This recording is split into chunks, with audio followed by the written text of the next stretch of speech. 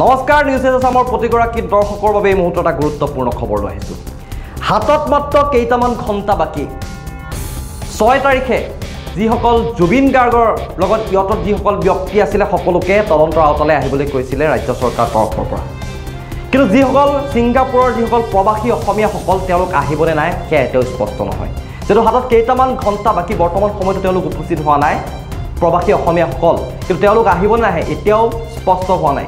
যোৱাকালি সংবাদমেল সম্বোধন কৰি ৰাজ্যৰ মুখ্যমন্ত্ৰীগৰাকীয়ে কৈছে যে কঠোৰৰ পৰা কঠোৰ হ'ব ৰাজ্য চৰকাৰ যদি তেওঁলোক নিজে উপস্থিত নহয়। এই কথা মন্তব্য কৰিছে ৰাজ্যৰ মুখ্যমন্ত্ৰীগৰাকীয়ে নিজেই জুবিন গাৰ্গৰ বাসগৃহতে সংবাদমেল সম্বোধন কৰি মন্তব্য কৰিছে। যেহেতু হাতত মাত্ৰ কেইটামান ঘণ্টা বাকী আছে 6 তাৰিখে যিহেতু তদন্তৰ আওতা 6 তাৰিখৰ ভিতৰত যিহেতু তেওঁলোকক উপস্থিত হ'ব দিছিলে, তদন্তৰ আওতালৈ আহিবলৈ যিহেতু তেওঁলোকক দিছিলে, কিন্তু এতিয়াও তেওঁলোক উপস্থিত হোৱা নাই। তেওঁলোক উপস্থিত হ'ব নহয় ইয়াক লৈ এতিয়া কোনেও নিশ্চিত দিব পৰা নাই, ক'ব পৰা নাই। কিন্তু যদি তেওঁলোক কেনেবাকৈ উপস্থিত নহয় ৰাজ্য চৰকাৰ কঠোৰ হ'ব বুলি মুখ্যমন্ত্ৰীগৰাকীয়ে কৈছে। আৰু এই মুহূৰ্তৰ এই খবৰটো আমি ফুল প্লেটৰ সহায়ত আপোনালোকক জনাবলৈ চেষ্টা কৰিছোঁ। মাজত মাত্ৰ কেইটামান ঘণ্টা বাকী ছিংগাপুৰত থকা প্ৰবাসী অসমীয়াক লৈ কঠোৰ হ'ব চৰকাৰ। জুবিন গাৰ্গৰ মৃত্যুৰ তদন্তক লৈ ডাঙৰ মন্তব্য কৰিলে মুখ্যমন্ত্ৰী ডক্টৰ হিমন্ত বিশ্ব শৰ্মাই। মুখ্যমন্ত্ৰীয়ে কয় যে ছিংগাপুৰৰ অসমীয়াক লৈ কঠোৰ হ'ব চৰকাৰ। সোমবাৰৰ ভিতৰত অৰ্থাৎ 6 তাৰিখৰ ভিতৰত সঁহাৰি নাপালে কঠোৰ হ'ব চৰকাৰ।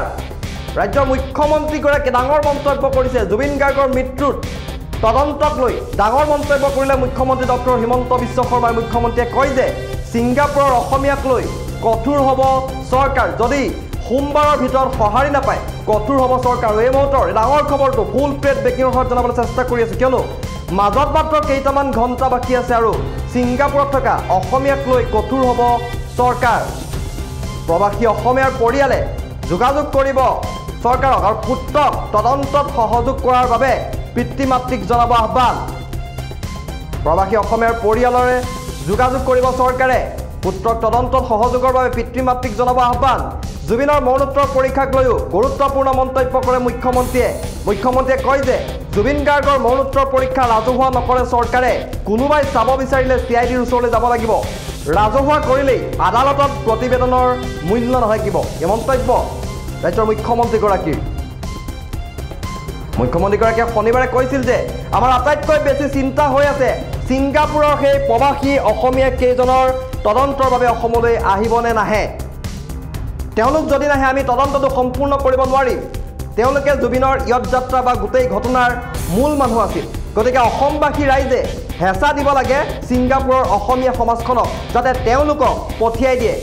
আমি যাক আনিব লাগে আনিলোঁ, কিন্তু এওঁলোক ছিংগাপুৰত আছে। গৰিমাক সাক্ষাৎ কৰি শনিবাৰে মুখ্যমন্ত্ৰীয়ে কৈছিল যে অসমীয়া হিচাপে তেওঁলোকৰ দায়িত্ব আছে। ছিংগাপুৰত থকা বাবেই মোৰো একেৰাৰ ভিতৰত নাই, ভাৰতত থাকিলেতো ধৰি আনিলোহেঁতেন।